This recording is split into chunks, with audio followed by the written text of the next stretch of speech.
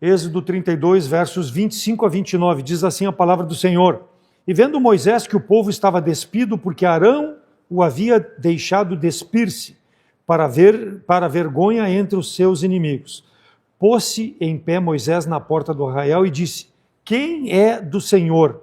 Venha a mim. Então se levantaram a ele todos os filhos de Levi, e disse-lhes: Assim diz o Senhor Deus de Israel: Cada um põe a sua espada sobre a sua coxa, e passai e tornai pelo arraial de porta em porta, e mate cada um seu irmão, e cada um seu amigo, e cada um seu vizinho. E os filhos de Levi fizeram conforme a palavra de Moisés, e caíram do povo aquele dia 3.000 homens. Porquanto Moisés tinha dito: Consagrai hoje as vossas mãos ao Senhor, porquanto cada um será contra o seu filho e contra o seu irmão, e isto para que ele vos conceda hoje uma bênção. O título da mensagem está ali no versículo 26. Quem é do Senhor? É uma pergunta. Quem é do Senhor? Não se trata de falar de religião, não se trata de falar de uma igreja específica, seja igreja batista, seja igreja católica, luterana, seja qual for a igreja, não estamos falando disso. A pergunta que o Senhor faz é: quem é do Senhor? Não se fala de religião, mas de quem é realmente salvo em Cristo Jesus e que está disposto, no mundo perverso, no mundo entregue ao pecado, principalmente no nosso país, nesse dia onde o carnaval toma conta da mente e dos corações das pessoas e de muitos crentes, de muitos salvos em Cristo Jesus, envolvido com tamanha profanação, com tamanho pecado. Quem é do Senhor? Então haverá sempre pessoas no nosso meio, irmãos, que dizem ser do Senhor, mas o seu testemunho de vida, a sua forma como se conduz nesse mundo, não demonstra ser do Senhor. Muitos chegam à igreja buscando benefícios e se dizem cristãos. Hoje, se nós perguntarmos aqui no país, e há pesquisas, 50% da população, pelo menos, se diz cristã, incluindo todas as religiões. Mas quantos verdadeiramente, dentre esses 50%, mais ou menos, são cristãos, são salvos em Cristo Jesus, são verdadeiramente servos do Senhor? Então, procurar a Deus por interesses é o que muitas igrejas estão buscando pessoas para encherem os seus templos. Mas o Senhor não quer isso. O Senhor quer pessoas que verdadeiramente entendam e vivam a sua palavra, ou seja, deixem o maligno de lado, crucifiquem dia a dia seus prazeres, a sua carne, porque verdadeiramente são transformados por Jesus Cristo e vivam vidas que demonstrem que são verdadeiramente do Senhor. Porque nada podemos contra a verdade, senão pela verdade. 2 Coríntios 13, 8.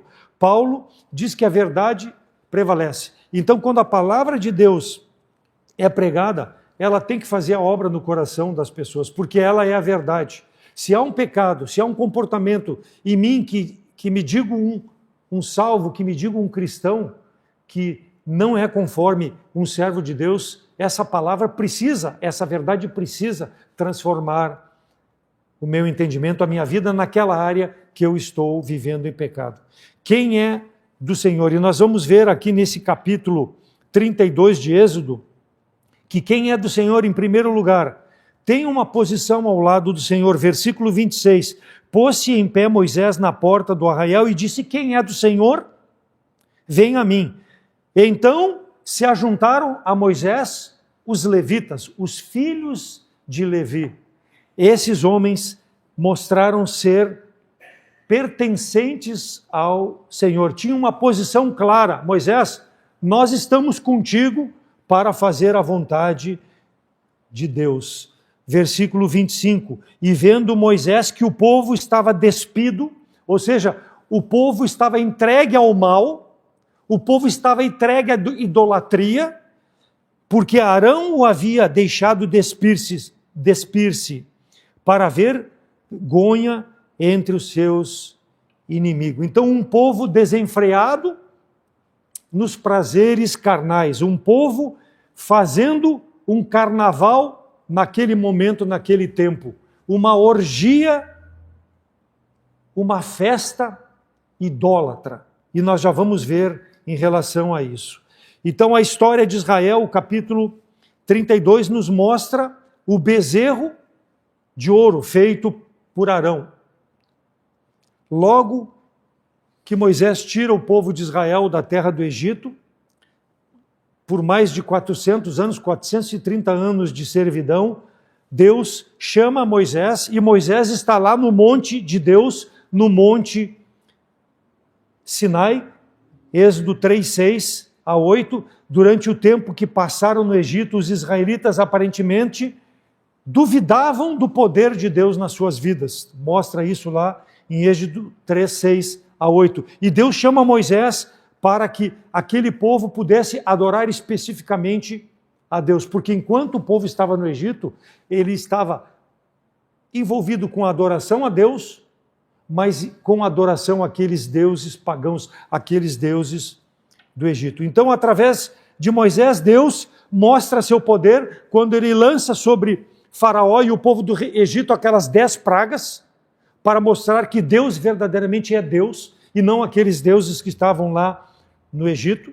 E o povo israelita é tirado daquela servidão. Deus se manifestou a eles, e também a Faraó, e também ao povo egípcio, para mostrar que ele só é Deus. Se os irmãos verem as pragas, quando existe a praga da saraiva, lá fala que muitos dos egípcios, temendo a Deus, retiraram o seu gado e preservaram o seu gado e as suas vidas. Então Deus estava se manifestando para aquele povo. Mas Israel sempre tinha uma cerviz dura. Então Deus tirou eles. No momento em que tirou, Moisés levantou o cajado e aquele mar abriu, porque os inimigos perseguiam, os egípcios perseguiam, arrependeram-se de ter deixado o povo sair do Egito e perseguiam, mas Deus falou para Moisés: marcha, levanta a vara, abre o mar, e o povo passou, 3 milhões de pessoas aproximadamente, em pé seco. Passaram de uma margem para a outra do Mar Vermelho. E aquele povo, em pé seco, passou livre de qualquer problema naquele mar. A palavra de Deus narra que os egípcios que perseguiam com seus cavaleiros, com seus carros, no momento em que Moisés chegou no outro lado da margem, baixou a vara e o mar se fechou e aqueles pereceram.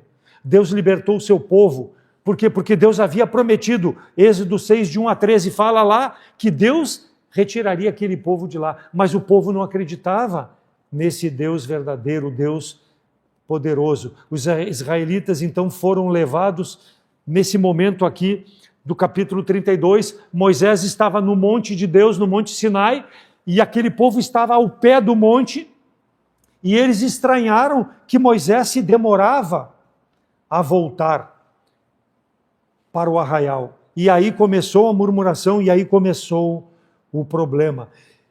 Êxodo 19, 31 mostra que Deus deu as leis a Moisés, Deus deu a forma como deveria se servir a Deus.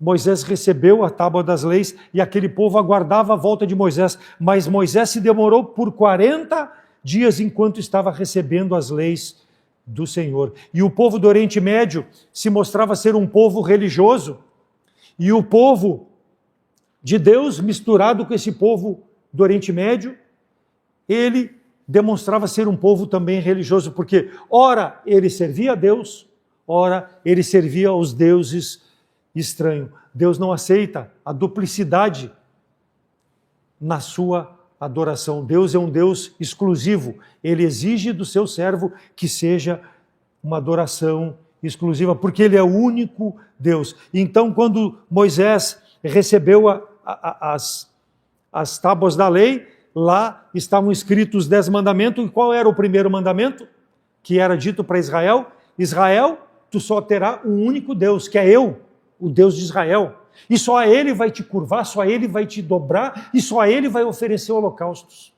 E o povo fazia tudo contrário à palavra do Senhor. Não terás deuses que feitos por tua mão e que querem se assemelhar a mim, porque isso não tem poder, só eu sou Deus, e eu já mostrei para vocês com essas pragas e com vocês passando, e eu preservando vocês no meio do mar e passando em seco para o outro lado. Deus exigia que o povo fosse zeloso e exclusivo na adoração. Então Moisés no alto da montanha e o povo começa a ter dificuldades. Moisés passou 40 dias e 40 noites lá. E aí o povo começa a questionar a Arão. Cadê esse Moisés? Se o irmão pegar o início do capítulo 32, versículo 1, mas vendo o povo que Moisés tardava a descer do monte, acercou-se de Arão e disse: levanta-te, faze-nos deuses que vão adiante de nós, porque quanto a esse Moisés, o homem que nos tirou do Egito, não sabemos o que aconteceu com ele. Uma fé fraca, uma fé que não é colocada verdadeiramente em Deus. Era povo de Deus, se dizia povo de Deus, mas não era servo de Deus. Deus os escolheu para ser uma nação separada, para ser uma nação exclusiva, mas nem todos lá, entre aqueles da nação de Israel, eram verdadeiramente servos do Senhor. Quem é do Senhor? Então Moisés desceu, por quê? Porque ele ouviu no arraial alaridos de festa. E Deus ouviu e disse: ó Moisés, o teu povo se prostituiu atrás de um Deus estranho. Esqueceu que eu devo ser o único Deus, como está aqui na tábua da lei. Então Moisés, versículo 2, e Arão, quando Moisés vem descendo, Arão disse: arrancai os pendentes, arrancai todo o ouro, tudo aquilo que nós recebemos de despojo quando saímos do Egito. Arranque isso, dê para mim que eu vou fazer um bezerro, eu vou fazer um Deus que vocês estão pedindo para você servir um Deus. Então Deus tirou esse povo miserável do Egito, abençoou eles com presentes, ouro precioso, e esse povo não reconhece que ele é Deus, e entrega tudo aquilo que Deus abençoou para fazer um ídolo, para fazer algo que substitui a Deus. Mas que povo miserável, eu posso dizer. Mas nós agimos muitas vezes assim, irmãos, quando nós colocamos coisas no lugar de Deus para servir ao Senhor, ao invés de servir ao Senhor para servir essas coisas. Seja o que for nosso trabalho, a nossa família, tudo que é colocado na frente de Deus, Ele não sendo o meu Deus, não sendo eu a adoração exclusiva, dependendo dEle, se eu não colocar Ele na frente, vai ser meu Deus tudo que eu colocar para fazer. E esse povo fez isso. E aí no versículo 2, Arão pede aquilo que havia sido dado como despojo para entregar e fazer um Deus estranho. Versículo 13 e 4, Arão tomou aqueles brincos e derreteu o ídolo, derreteu o ouro e fez um ídolo. Versículo 5, o ídolo que ele criou. Arão, vendo isto, edificou ali um altar e disse: amanhã será a festa do Senhor. Ou seja, nós vamos te adorar, nós vamos sacrificar para ti, ídolo. Um líder de Deus tendo esse tipo de atitude.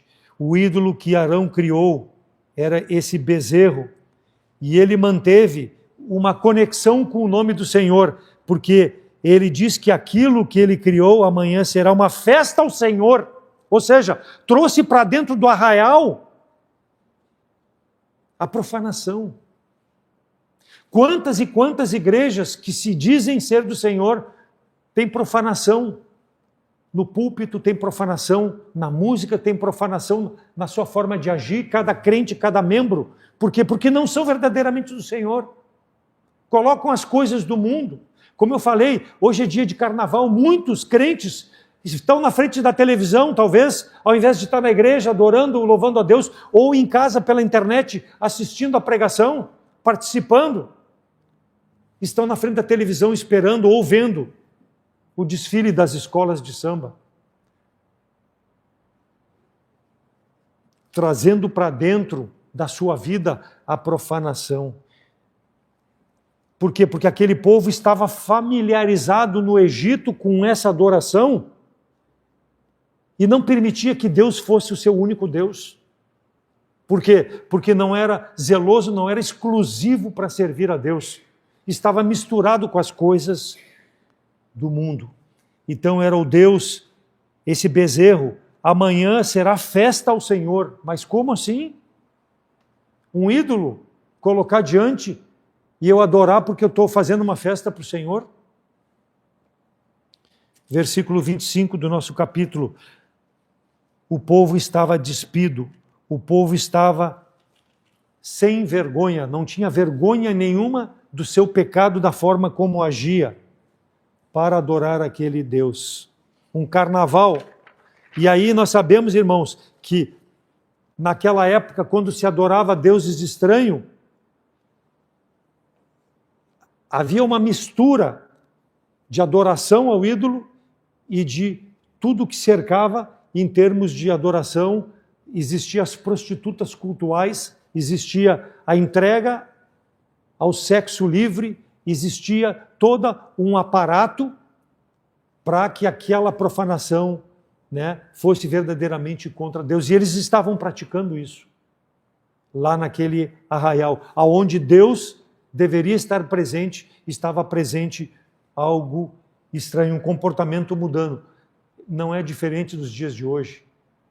Não é diferente nos dias de hoje. As pessoas buscam satisfazer seus desejos carnais. Então, quando a carne dirige a vida da pessoa, como era no caso aqui desse povo, as escolhas serão não escolhas de alguém que queira glorificar a Deus, mas escolhas que vão satisfazer a minha carne, os meus desejos, os meus prazeres, os meus ideais, ao invés de eu colocar Deus em primeiro lugar. Então o touro era um símbolo de fertilidade e de força, e o povo estava acostumado com isso lá no Egito. Também era uma profanação, símbolo de que havia uma adoração, mas uma adoração a Satanás. Então Arão permitiu isso no arraial, irmãos, mas Deus se enfureceu. Versículo 7 do capítulo 32, então disse o Senhor a Moisés, vai, desce, porque o teu povo que fizeste subir do Egito se tem corrompido, e depressa se desviaram do meu caminho, que eu tinha ordenado. Eles fizeram para si um bezerro de fundição, e perante ele se inclinam e oferecem sacrifícios, e disseram, este é o teu Deus, ó Israel, que te tirou do Egito. Quer dizer, eu não quero saber de ti, Senhor. É o que o povo estava dizendo para Deus. Eu cansei de ti, Senhor. Apesar de tu ter me abençoado, apesar de tu ter mostrado o teu poder. Por quê? Porque Moisés estava tardando a retornar. A liderança era fraca de Arão, não se posicionou, não, vamos esperar porque Deus está dando algo importante para ele, por isso que ele se demora. Mas não, ele era fraco. E o povo se corrompeu. E ele não teve um basta nisso. Por quê? Porque Arão não se posicionou com a palavra de Deus. Versículo 9. Disse mais o Senhor a Moisés, tenho visto esse povo, eis que é de povo de dura servir. Agora, pois, deixa-me para que eu, no meu furor, que vai se acender contra eles, os consuma, e eu farei de ti uma grande nação. Deus queria exterminar o povo, mas Arão intercedeu. Arão pediu a misericórdia de Deus sobre aquele povo. Por quê? O que pensaria o Egito ou as nações que cercavam o povo de Israel se Deus realmente se afastasse daquele povo? Diriam o que a respeito de Deus? Foi o que Arão falou. Não, Senhor, mantenha a tua promessa de colocar esse povo na terra que tu prometeu, mesmo que seja de dura serviço. Mantenha-se, porque mesmo que ele seja um povo que vá trazer desgosto, né, há muitos ali que são servos teus. Perdoa o pecado desse povo. Então a intercessão pessoal de Moisés em favor do povo salvou Deus de consumir completamente aquele povo, um povo despido, desenfreado, fazendo aquela abominação diante dos olhos de Deus. Mas veja, os filhos de Levi, tomado de zelo, versículo 26, se agregaram a Moisés. Moisés, nós vamos te ajudar. Moisés, nós vamos te sustentar. Então a importância na igreja local, irmãos, de ter pessoas santas, como deve ser a liderança santa. Moisés era um homem santo, a palavra de Deus diz que era um homem manso mais do que todos. Um homem que era considerado o amigo de Deus. Tamanha era a intimidade com Deus. E Deus ouviu o clamor desse homem. E ele teve o apoio dos levitas no sentido de purificar o arraial. Porque eles tinham o mesmo sentimento, porque esses levitas eram verdadeiramente servos do Senhor e desejavam servir ao Senhor conforme a palavra de Deus. Não havia dúvida de que eles pertenciam ao Senhor. Não aquela nação que Deus escolheu, não, porque eles eram servos de Deus. E também parte da nação do Senhor. Há uma diferença entre ser nação do Senhor, como era o povo de Israel, e ser um servo do Senhor. Quem serve ao Senhor vive de forma santa. E esse povo aqui não estava vivendo de forma santa. Estava pisando no nome do Deus de Israel. Então, irmãos, nós temos o ensinamento para as nossas vidas de que a nossa separação das coisas do mundo, daquilo que o mundo oferece, dos desejos da nossa carne, é importante para que nós possamos dar glória a Deus com a santificação, uma vida que realmente agrada a Deus. Então o Senhor tinha em mente destruir, mas pela misericórdia, Moisés clamando, Deus não destruiu. Então quem é do Senhor fica ao lado da palavra do Senhor. O pai de família, o filho, todo aquele que é salvo em Cristo Jesus, que faz parte da igreja local, deve ficar ao lado do Senhor nesses momentos onde o mundo tenta entrar dentro da igreja, entrar dentro da nossa vida, fora do relacionamento aqui dentro da igreja, para que nós venhamos a ser, ao invés de uma bênção, uma glória para Deus, um tropeço para o Evangelho. 1 Coríntios 1,10: rogo-vos, pois, irmãos, pelo nosso Senhor Jesus Cristo, que digais todos uma mesma coisa, e não haja entre vós dissenções, antes sejais unidos em um mesmo sentido e em um mesmo parecer. Moisés, eu estou contigo, é o que Paulo falou aqui, tem o mesmo parecer, eu vou ficar ao lado do Senhor. Quem é do Senhor se identifica então como um povo do Senhor, nas suas atitudes, no seu testemunho, vai buscar estar junto em comunhão com pessoas que têm a mesma fé e o mesmo interesse em glorificar a Deus com a vida de santidade. Pássaros da mesma pena voam juntos. Pastor Steven, lá do Seminário Batista Regular do Sul, em muitas mensagens que pregou, falava sobre isso. Ou seja, eu não posso me juntar com um urubu se eu sou uma pomba. Eu vou andar com uma pomba, eu não posso. O urubu anda com o urubu, porque ele é carniceiro. A pomba não pode andar, porque ela vai fazer o que vai fazer. O mais forte vai sobrepor o mais fraco. Então nós devemos ter isso em pensamento. Ser santo, não apenas um frequentador de igreja. Hebreus 11, 24 a 25, pela fé, Moisés, sendo já grande, recusou ser chamado filho da filha de Faraó, escolhendo antes ser maltratado com o povo de Deus do que por um pouco tempo ter o gozo do pecado. Hebreus 11, 24 a 25. Esse homem aqui, que era amigo de Deus, porque ele abandonou o mundo, ele abandonou a riqueza de ser filho da filha de Faraó para sofrer com o povo miserável, que era o povo que estava ali adorando aquele bezerro. Mas ele tinha um propósito maior, que era fazer as coisas para a glória de Deus. E ele buscou pessoas, e os levitas tinham o mesmo pensamento e o mesmo sentimento. Segundo Coríntios 13, 5, examinai-vos a vós mesmos se permaneceis na fé. Provai-vos a vós mesmos, ou não sabeis quanto a vós que Jesus Cristo está em vós, se não é que estáis reprovado. Pastor Roger usava muito esse versículo aqui para fazer o apelo, quando ele fazia o apelo no final da mensagem. E esse versículo aqui está falando de ditos crentes. Então ele apelava, porque ele sabia que na igreja havia muitos sentados no banco que não eram do Senhor. Por isso que ele apelava, para tocar no coração desses que se diziam povo de Deus, mas não eram verdadeiramente do Senhor. Então, a reflexão, quando a palavra de Deus é pregada, deve ser feita na minha, na tua vida, se realmente eu sou do Senhor, como era Moisés, como eram esses levitas, que passaram 3.000 ao fio da espada de seus irmãos. Mataram. Simplesmente por matar? Não, porque aqueles não eram do Senhor. Quem é do Senhor, ora junto, evangeliza junto, compartilha junto, sofre junto, tem prazer nas alegrias e nas tristezas juntos. Divide, porque é do Senhor. Orai, intercedei um pelos outros, porque nós somos do Senhor. Temos que ter esse prazer, esse desejo. Versículo 27 e 28. E disse-lhe assim, o Senhor Deus de Israel: cada um põe a sua espada sobre a sua coxa, passai e tornai pelo arraial de porta em porta, e mate cada um seu irmão, e cada um seu amigo, e cada um seu vizinho. Que maldade, diria o mundo hoje. Que Deus é esse que manda matar? E nós ouvimos muito. Por que Deus mandava guerrear?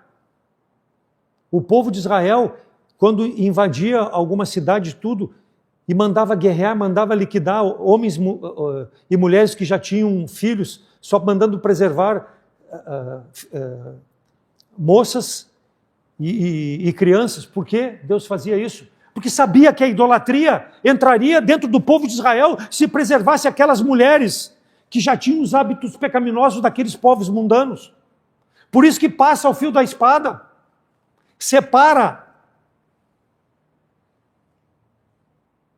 Versículo 28, os filhos de Levi fizeram conforme a palavra de Moisés e caíram do povo aquele dia uns 3.000 homens. Ah, mas isso era lá no Antigo Testamento, mas há um ensinamento para nós hoje. Igreja de Jesus Cristo nos dias de hoje, há um ensinamento.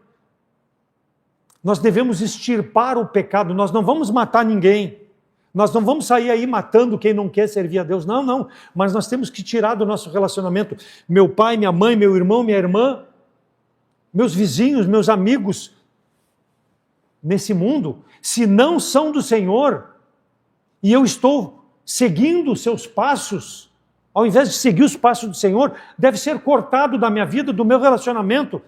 Eu devo passar ao fio da espada. Como? Com a palavra de Deus. Ela deve me transformar a minha mente e meu coração para que eu tenha entendimento e abandonar esses relacionamentos pecaminosos. Porque senão eu vou estar tendo o meu bezerro como eles têm o seu bezerro de ouro.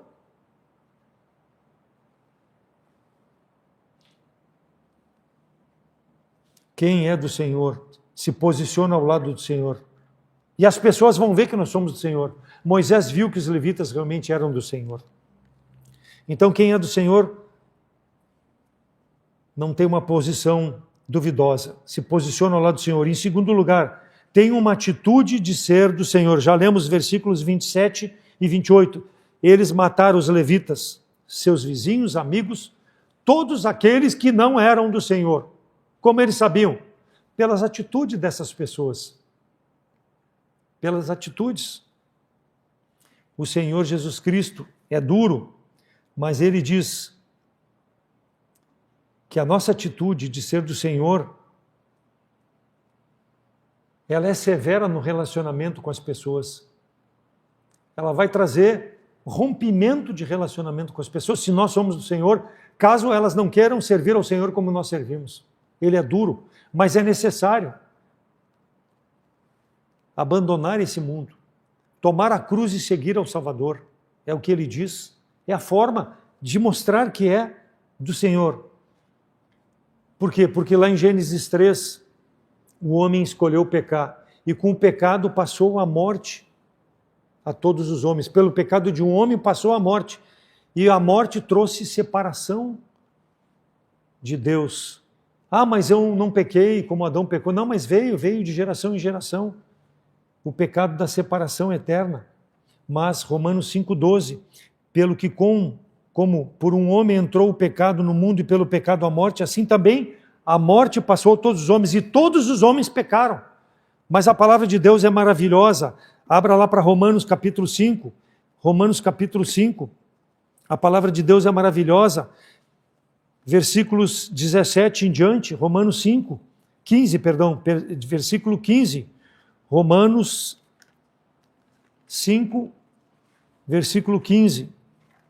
Romanos 5,15 diz: mas não é assim o dom gratuito como a ofensa, porque se pela ofensa de um morreram muitos, muito mais a graça de Deus e o dom pela graça, que é de um só homem, Jesus Cristo, abundou sobre muitos. E não foi assim o dom como a ofensa, porque um só que pecou, porque que o juízo veio de uma só ofensa, na verdade, para condenação, mas o dom gratuito veio de muitas ofensas para justificação, porque se pela ofensa de um só a morte reinou por esse, muito mais os que receberam a abundância da graça, o dom da justiça, reinarão em vida por um só, Jesus Cristo. Pois, assim como por uma só ofensa veio o juízo sobre todos os homens para condenação, assim também, por um só ato de justiça veio a graça sobre todos os homens para justificação de vida, porque como pela desobediência de um só homem,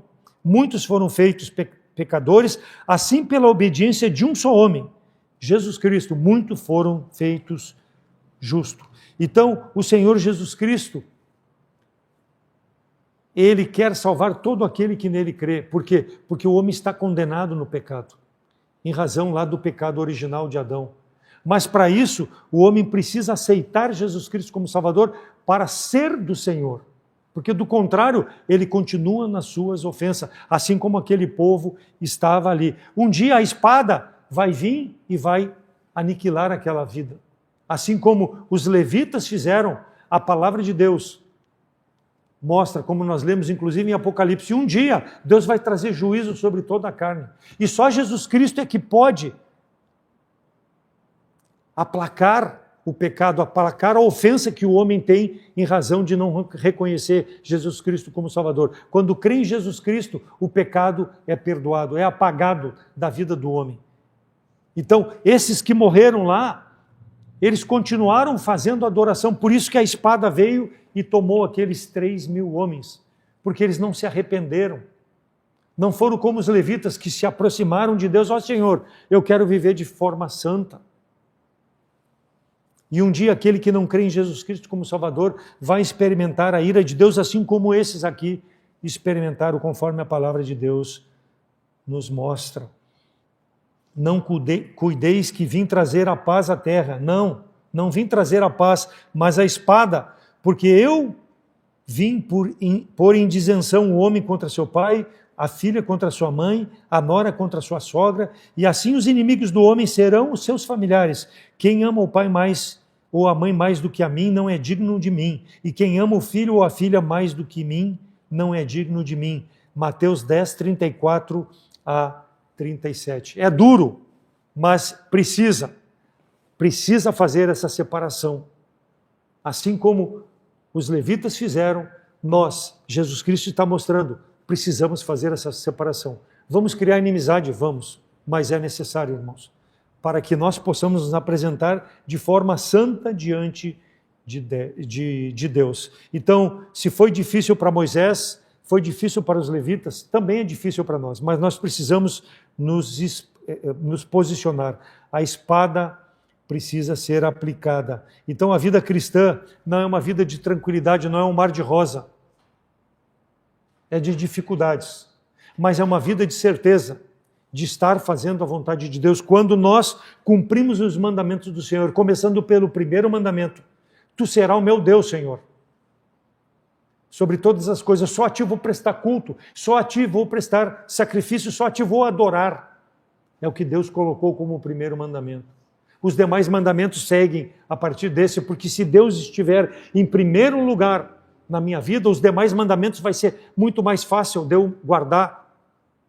Por quê? Porque eu vou amar o meu próximo como a mim mesmo, e os demais mandamentos vão ser cumpridos para a honra e glória de Deus. Então a atitude de ser do Senhor leva a ter inimigos, sim, leva a ter. O próprio Senhor Jesus Cristo falou, ele foi rejeitado pelos homens, ele foi rejeitado por esse mesmo povo aqui, que mandou crucifica-o, queremos Barrabás.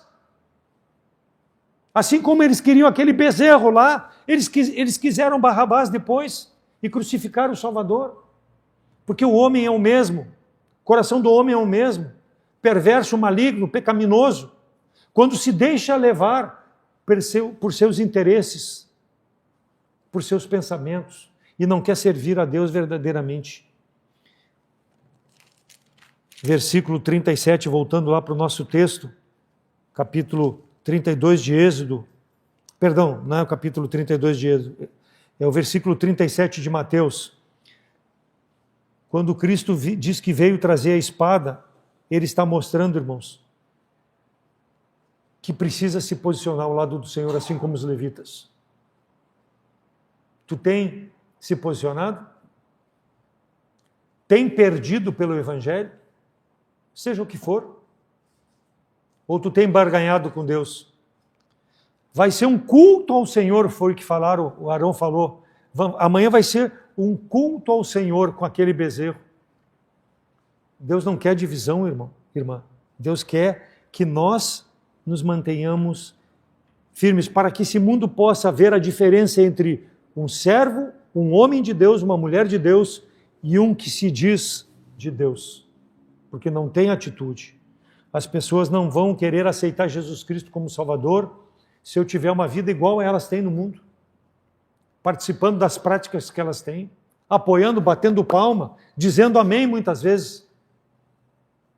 Quando amamos a Cristo, o amor de Cristo excede todas as coisas, todo o entendimento, e nós vamos demonstrar uma vida de santidade, mesmo com perdas no nosso relacionamento.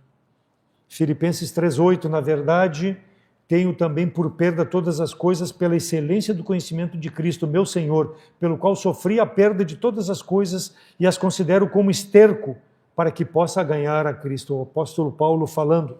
E esse homem sofreu pelo Evangelho. Ele sofreu, mas ele glorificou a Cristo na sua vida, até na sua morte, até aquele momento em que ele morreu. Porque ele sabia que mesmo ele fazendo tudo aquilo para Deus, os atos de justiça dele eram como trapos de imundícia, como diz Isaías 64:6. Filipenses 1:21. Porque para mim o viver é Cristo e o morrer é ganho. Esse é o apóstolo Paulo, que se colocou como um servo verdadeiramente de Deus, assim como os levitas. É uma coisa séria, irmãos. É uma coisa séria. Perdas nesse mundo, matar relacionamentos, romper, é necessário. A espada, para aquele que se relaciona com Deus, é que o Senhor precisa na minha e na tua vida. Uma posição bem firme, bem certa, para mostrar às pessoas que nós somos verdadeiramente servos do Senhor. Não somos da Igreja Batista, não. Somos servos do Senhor, que nos congregamos naquele local, a Igreja Batista, para adorar o nosso Deus, porque Ele é o único digno de adoração. E nós cremos que nesse local a adoração é verdadeira. Não é uma adoração fingida de todo aquele que chega para adorar, porque verdadeiramente é servo do Senhor. Deuteronômio 33:8 e 9. E de Levi disse: teu Tumim e teu Urim são para o teu amado. Se tu provaste em Massá, com quem contendeste nas águas de Meribá, aquele que disse a seu pai e a sua mãe, nunca o vi, não o conheceu, e a seus irmãos nunca o estimou a seus filhos, pois guardaram a tua palavra e observaram o teu conserto. Então, o importante é guardar a palavra de Deus, guardar dia a dia. Guardei a tua palavra no meu coração para não pecar contra ti, Senhor. Quando? No momento desse em que eu sou confrontado pela minha carne, por tudo aquilo que esse mundo tenta introduzir na minha mente para pecar contra o Senhor. A espada do Espírito é abdicar como Moisés abdicou de ser o filho da filha de Faraó, as riquezas do mundo, para ser um homem de Deus, para ser um servo de Deus, perdendo todos aqueles benefícios. A pessoa que pertence ao Senhor coloca Deus em primeiro lugar. As outras coisas Deus vai acrescentar. 6:33 de Mateus. Busca primeiro o reino de Deus e a sua justiça, para que tu possa mostrar que verdadeiramente é um servo do Senhor. Provérbios 23:13 e 14. Não retires a disciplina da criança, porque fustigando-a com a vara, nem por isso morrerá. Tu a fustigará com a vara e livrarás a sua alma do inferno. Filhos devem ser criados no temor do Senhor, assim como nós devemos demonstrar na nossa vida e prática, para que eles possam ser do Senhor. Corrigi-los é necessário, sim, porque o futuro dessa igreja são essas crianças, são esses jovens que estão crescendo e eles precisam ver em mim a vida como líder e não como um Arão fraco, frouxo. Ver nos levitas que são servos de Deus. Ter um comportamento diante das crianças para mostrar que realmente nós somos do Senhor. E aí ele fala em disciplinar. Quando? Quando a criança é rebelde. Quando a criança é de dura serviço, como era esse povo aqui. E Deus sempre fustigou com a vara. Nós sabemos que hoje fustigar com a vara pode levar até a cadeia. Mas nós devemos corrigir com amor os nossos filhos, para que eles possam entender o que é ser um servo do Senhor. Mas se eu não vivo como um servo do Senhor, não adianta eu querer corrigir a ele. E como ficará o futuro dessa igreja? Como foi o futuro daquela nação? Foi levada depois para o cativeiro, por quê? Porque tinham líderes, tinham homens, mulheres fracos na fé, que não eram de Deus. Eram um povo de Deus, mas não eram de Deus. Consequências que podem a nossa atitude, irmãos. Então, há princípios na palavra de Deus que nós devemos aplicar à nossa família, à nossa igreja local e principalmente à minha vida, porque eu vou ser responsável diante de Deus para dar conta de tudo aquilo que eu tenho feito por meio daquilo que Deus me concedeu para fazer. Filipenses 1:27. Somente deveis portar-vos dignamente conforme o evangelho de Cristo para que quer que vá ou os veja, quer esteja ausente, ouça acerca de vós que estáis no mesmo espírito, combatendo juntamente com o mesmo ânimo pela fé no evangelho. Então não importa as dificuldades, não importa as perturbações, não importa o rótulo que o mundo vai colocar sobre mim, quadrado, antiquado, fanático, não importa isso. Importa eu guardar a palavra de Deus com ânimo, ser um testemunho, ser essa bênção para que Deus possa ser glorificado através da minha vida, de sorte que haja em vós o mesmo sentimento que houve também em Cristo Jesus. Filipenses 2:5. Mas será que eu estou disposto a ter esse mesmo sentimento que nós lemos na palavra de Deus, que Cristo teve? Entregou a sua vida pelos nossos pecados. Sofreu humilhação. E nós muitas vezes não queremos sair da nossa zona de conforto para dar razão da nossa fé. Ah, mas eu quero ter o mesmo sentimento do Salvador. Mas aí quando vem a dificuldade, vem a provação, eu tenho a mesma atitude desse povo. Tomai também o capacete da salvação e a espada do Espírito, que é a palavra de Deus. Efésios 6:17. É a mesma espada que foi usada pelos levitas para purificar. A palavra de Deus é usada hoje para purificar a minha mente e o meu coração, para que eu verdadeiramente possa servir a Cristo como meu Senhor e Salvador. E aquele que não tem a Cristo como Salvador, para que possa abandonar as práticas desse mundo, como eram as práticas do povo de Israel, e crer que realmente Deus é o teu Salvador, teu Redentor, e Ele deve ser convidado para ser teu Salvador, para que Ele possa verdadeiramente ser o teu Senhor, e tu possa dizer que é um servo do Senhor. 32:29. Portanto, Moisés tinha dito: consagrai hoje as vossas mãos ao Senhor, porquanto cada um será contra o seu filho e contra o seu irmão, e isto para que ele vos conceda uma bênção. Então, quando há separação, santificação, o povo de Deus é abençoado. O povo de Deus cresce, o povo de Deus glorifica a Deus com a sua vida, em todas as áreas, seja a área física, espiritual, material, Deus vai abençoar, conforme a medida que Ele tem para cada uma das nossas vidas, não porque nós merecemos, mas porque Ele vai ver a intenção do meu, do teu coração, em servir a Ele realmente, porque eu sou um servo do Senhor. Levi, os filhos de Levi fizeram aquilo que deveria ser feito. Gênesis, abre só para ver a diferença, hein? Agora nós vemos os filhos de Levi sendo uma bênção, mas olha o que os filhos de Levi foram no passado. Gênesis 49, 5 a 7. Simeão e Levi são irmãos. Aqui, Jacó, Israel, já praticamente morrendo, ele passa a abençoar os seus filhos. Mas olha a bênção que ele profere contra Levi. Ele diz, são irmãos, as suas espadas são instrumentos de violência. No seu secreto conselho, não entre a minha alma. Com a sua congregação, a minha glória não se ajunte, porque no seu furor mataram varões e na sua teima arrebentaram bois. Maldito seja o seu furor, pois era forte, e sua ira, pois era dura. Eu os dividirei em Jacó e os espalharei em Israel. Levi foi espada de violência. Quando? Quando Diná foi desflorada lá no capítulo 34, abusada pelo filho de Amor, Siquém, os filhos de Levi passaram aqueles homens tudo ao fio de espada.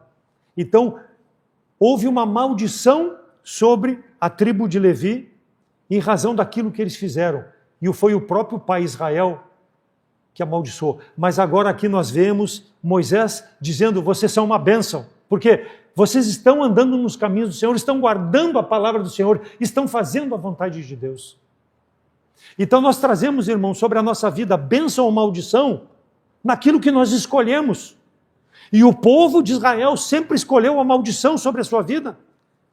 Deuteronômio 28 e 29 fala claramente quando Deus iria abençoar o povo e quando Deus amaldiçoaria o povo. E o povo sempre buscou o quê? Maldição, porque não quis fazer a vontade de Deus, não se separava. Criou esse bezerro maldito e trouxe consequência. E nós, muitas vezes, irmãos, agimos igual, se dizendo servo de Deus, mas as nossas atitudes não são condizentes. Não quero dizer aqui que todo sofrimento, que tudo que acontece de mal na minha, na tua vida, é maldição de Deus, não, longe disso. Mas nós temos que ter um entendimento, o que é que eu estou fazendo, que pode trazer maldição de Deus, porque eu me digo ser um salvo em Cristo Jesus, sou um perverso, tanto quanto esses. Então, aqueles que foram a maldição agora são a bênção. Que nós possamos ser sempre bênção, irmãos, porque nós éramos malditos diante de Deus, mas Cristo levou a nossa maldição na cruz, quando Ele se fez pecador no nosso lugar. Agora nós somos santos, separados, e precisamos viver de forma a glorificar a Deus com as nossas vidas, escolhendo coisas que fazem como escolheram os levitas, que glorifiquem a Deus. Para que Deus não exclua nós do relacionamento da igreja local, talvez, ou nos tire a vida, nos precipitando, levando para o céu, porque eu estou sendo perverso no meu comportamento, me dizendo crente. Mais uma vez, aquilo que o pastor Roger sempre pregava, a palavra de Deus deve sondar o coração e cada um deve avaliar para ver aonde está diante de Deus, se realmente é salvo ou não. Porque talvez a minha atitude, a tua atitude não seja condizente com aquilo que eu digo. Então o meu convite, irmãos, em primeiro lugar, para aquele que não é do Senhor, quer pertencer ao povo de Deus, precisa reconhecer Jesus Cristo como Salvador. E o momento é hoje, porque nós não sabemos ainda quantos dias Deus vai nos conceder. Vive na tua incredulidade, Deus está na tua boca, mas não está no teu coração. Precisa confessar Jesus Cristo, precisa ter atitudes de que realmente seja um servo de Deus. Se com a tua boca confessares o Senhor e em teu coração creres que Deus ressuscitou dos mortos, será salvo. Porque com a boca se faz confissão e com o coração se crê para a justiça. Ou seja, eu sou justificado quando eu creio que Jesus Cristo é meu Salvador e que Ele levou toda a minha maldição lá naquela cruz e eu hoje sou um servo dele se eu reconhecer Ele como Salvador. Então, o meu desejo é que tu possa entender na palavra de Deus para que tu possa ser livre de toda e qualquer possibilidade, se Jesus Cristo voltar hoje, de tribulação que vai passar nesse mundo por não crer no Salvador. A perseguição, se existe hoje, porque se tu diz que é crente, não vai ser nem comparada com o que vai acontecer se a igreja for arrebatada hoje e ficarem só aqueles que não creem no Salvador. A Bíblia diz que vão tentar morrer, mas não vão conseguir morrer. Vai haver 3 anos de tribulação, 3 anos e meio, em que vai ser uma vida parecer fácil, mas depois, nos 3 últimos anos e meio, vai apertar a coisa. E aí a pessoa vai querer morrer, não vai conseguir morrer, vai sofrer. Então é hoje o dia para aceitar Jesus Cristo como Salvador. Ser livre da condenação eterna. Ser realmente um servo de Deus. Um homem, uma mulher que realmente é do Senhor. E para nós, irmãos, que já cremos em Jesus Cristo como Salvador, há algum pecado, há alguma coisa que eu esteja praticando que não agrada ao Senhor, eu preciso confessar conforme 1 João fala. Confesse o pecado, abandone o pecado. Busque uma vida que realmente demonstre que tu é um homem e uma mulher do Senhor. Para que o Senhor não traga juízo sobre a tua vida, talvez sobre a vida da igreja, porque o meu pecado, se escondido, não está escondido de Deus, mas escondido dos irmãos, pode trazer juízo de Deus à igreja local. Deus vai reter as bênçãos sobre o povo de Deus, a igreja, salvação de almas. Quer dizer, uma bênção que se perde quando a igreja vive em pecado, um dos membros, Deus retém a salvação de almas. Essa é a maior bênção que a igreja pode ter, porque quando o último for salvo, Deus vai buscar-nos para estarmos eternamente na presença dele, sem pecado, sem dor, sem sofrimento, como tem sofrido o nosso pastor.